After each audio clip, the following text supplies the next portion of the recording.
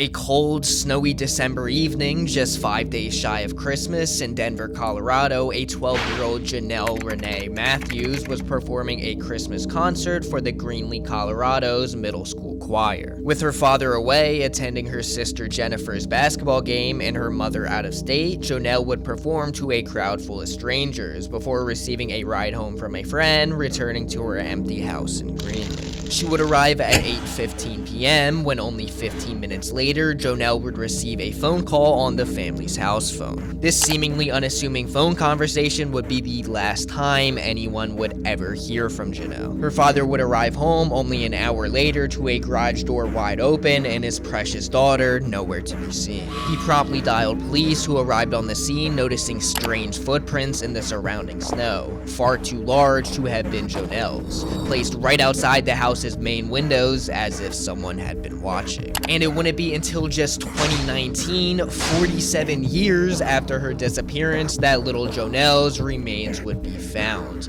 All thanks to an up-and-coming politician, Steve Pankey, who just couldn't keep his mouth shut. If Steve Pankey had just simply minded his own business, Janelle Matthews' murder might have stayed buried forever. But his need to be noticed, his need to be involved in every aspect of this case, became the very thing that led to his downfall. The tragic death of Janelle Matthews is a treacherous tale that shows just the power words can have as weapons. In a world where most people talk without ever actually thinking, it's crucial to recognize the power of keeping quiet, especially when what you say could change the course of your life forever.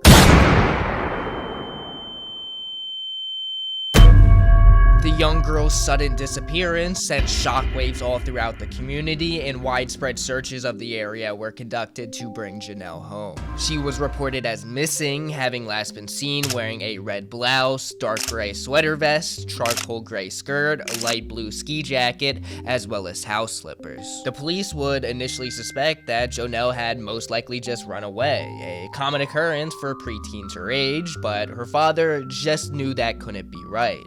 Something far more sinister was at play here. Strangely, a neighbor in the surrounding area, who was also a youth pastor at the local church, had voluntarily helped officers in the immediate search for Janelle, having at one point accidentally stating that the footprints left outside the Matthews home had seemingly been attempted to be covered up using a rake. The police would acknowledge this, but still handle the case as if it were a fugitive escapee. That is, until a day passed, then another, then a week, and the local police went from labeling this a mere teen runaway case to a full-blown kidnapping. The case garnered huge public attention even outside of just Colorado, with Matthews being one of the nation's very first milk carton kids. Now, for the uninitiated, beginning in the early 1980s in the United States, advertisements began occasionally being displayed on milk cartons of cases of missing children. In a time before Amber Alerts or digital tracking, advertisement on everyday items such as milk canisters was, at the very least, a solid way to gain attention for a missing persons report, but has since been criticized as having adverse psychological effects on milk carton's main consumer base of mostly children, as well as the program being heavily racially biased. But either way, this unanticipated and seemingly immediate disappearance would gain tons of publicity, and the Greenlee, Colorado residents' collective stomachs were churning in dread. Then President Ronald Reagan would even address the severity of the situation in a speech on March 7th, 1985, from room 450 of the old Executive Office Building. Well over 1 million American children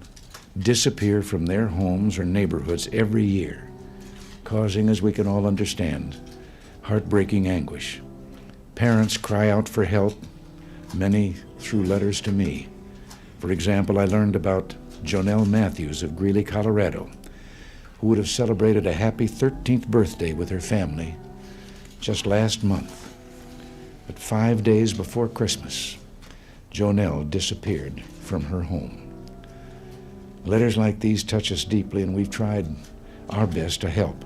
The first primary suspect law enforcement would direct their investigation towards was Jonell's birth mother, Terry Martinez. See, while Jonell truly had a loving, supporting family in the Matthews, she was in fact not related by blood, having been adopted by the family at a young age, raising her as if their own. It's fairly common for birth mothers who once gave their children up for adoption to reach out years later, often when their lives have gained a sense of stability, seeking connection with the child they once let go of. What's less common, but still definitely happens, is when that desire for reunion twists itself into something much darker. A birth mother kidnapping the child from their adoptive home, driven by the belief that biology alone grants her the right to reclaim what she once lost. With very little else to go off of, this is the angle law enforcement decided to pursue, placing Jonell's birth mother on 24/7 surveillance and monitoring her every move. But it would soon become evident that Terry Martinez was in no way or shape involved, having never contacted her daughter after giving her up for adoption and not even being aware that Jonell had gone missing.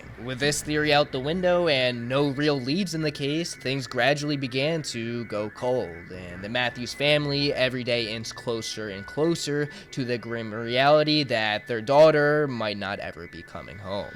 And as sad as it is, this is how the case would remain for a very long time. Having very little evidence to work from and no key accounts and no explicit witnesses, police had reached a dead end. And 10 years later, in 1994, Jonell Renee Matthews would legally be declared as dead. Haunted by the painful memories tied to Greenlee, Colorado, the very town where their beloved daughter vanished without a trace, the Matthews family, desperate for escape, made the heartbreaking decision to leave it all behind. They relocated to Costa Rica, hoping that distance might offer some measure of peace, or at the very least, help them begin to move forward from the unbearable weight of her disappearance. At this point, they had long consoled over the fact that their daughter wasn't with them anymore, and had lost almost all hope that little Jonell's case would ever receive a definitive explanation. Instead, more or less, just trying to move away from it the best they could. That was until everything took a chilling turn, when on July 24th, 2019, construction workers installing pipework only 15 miles from Jonell's home in Greenlee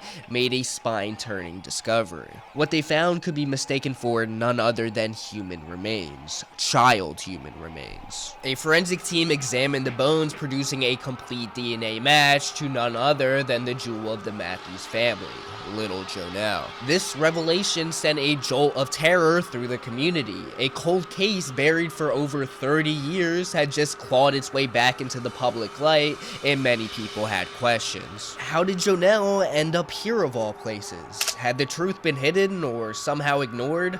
Was there a killer, and if so, could they still be out there on the prowl looking for their next victim? But even with public discourse growing rampant, nobody had more questions than Jonell's family themselves. Questions that had haunted them for, frankly, decades. Now, with her body unearthed, they were forced to face a new kind of nightmare. Not just the grief of loss, but the horror of what really happened. Law enforcement soon stepped forward to address the public, revealing not only how the murder unfolded, but also unmasking the person they believed to be the prime suspect. Having had decades to decompose, and the girl only being 12 years old at the time of the incident, not much of her deceased skeleton had remained, but one thing was very clear in the autopsy: a point-blank bullet hole straight to Jonell's skull. On that fateful December night in 1984, young Jonell, alone in her home, was lured outside by a stranger where she would be abducted, taken to a nearby remote area, and shot and killed shortly after.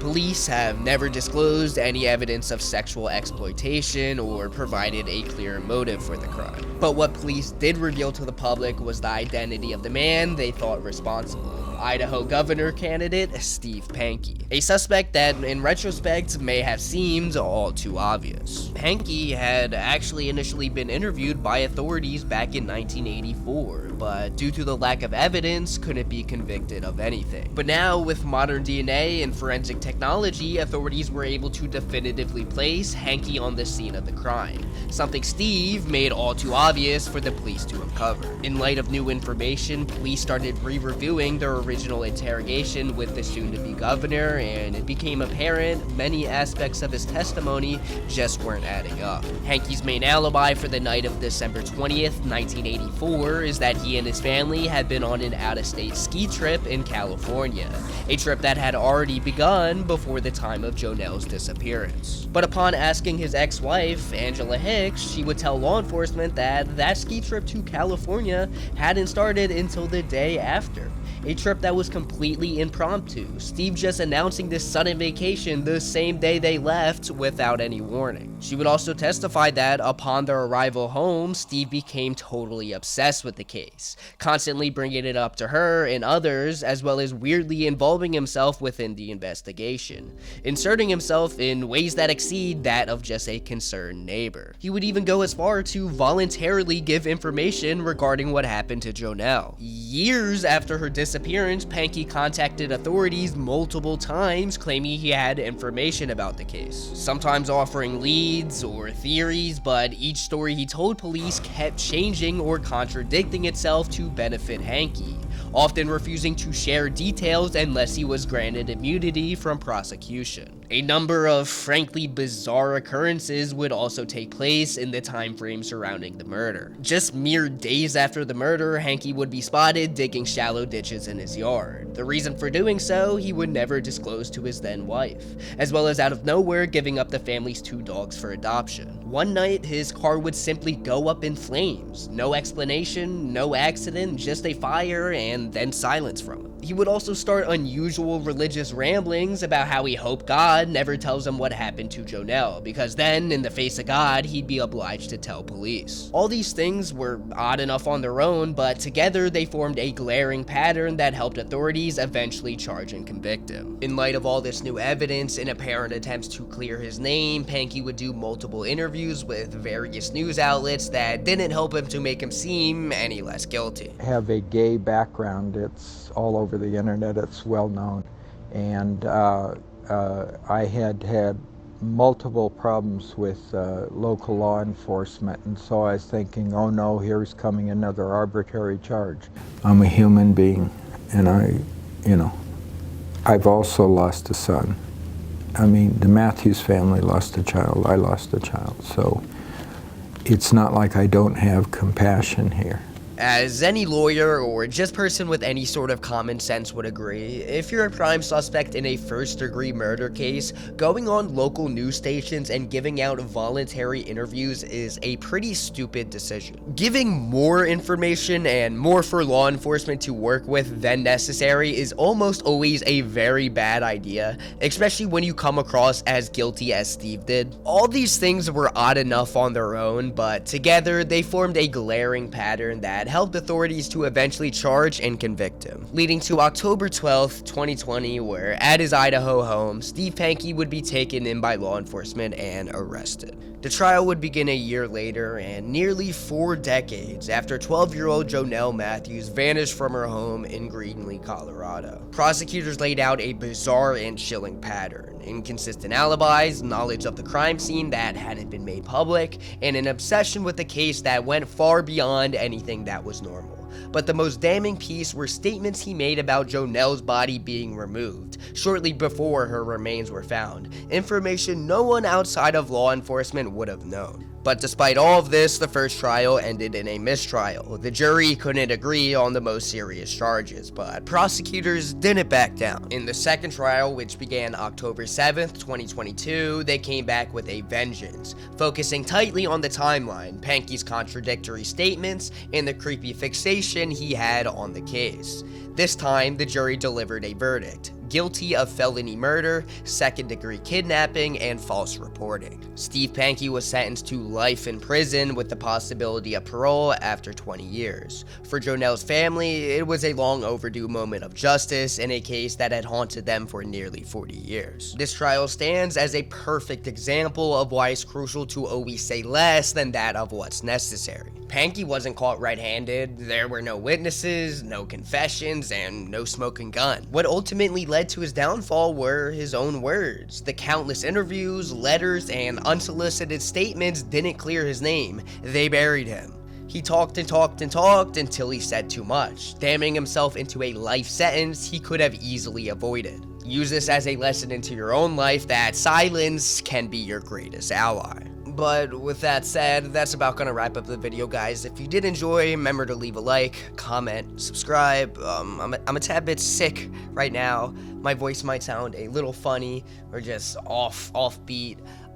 This is actually me recovering. My voice sounds a lot better than it did just a couple of days ago. If you guys watched my video about Sam Hyde, I'm suffering from the same sickness I was when I was doing some of the audio during that video. So if it sounds a little bit, I don't know, not great towards the end as far as my recording goes, I apologize. But yeah, if you did enjoy, you made it this far, please leave a like, comment, subscribe. That really does mean a lot, being a smaller creator myself. And other than that, just have a good one. Peace out.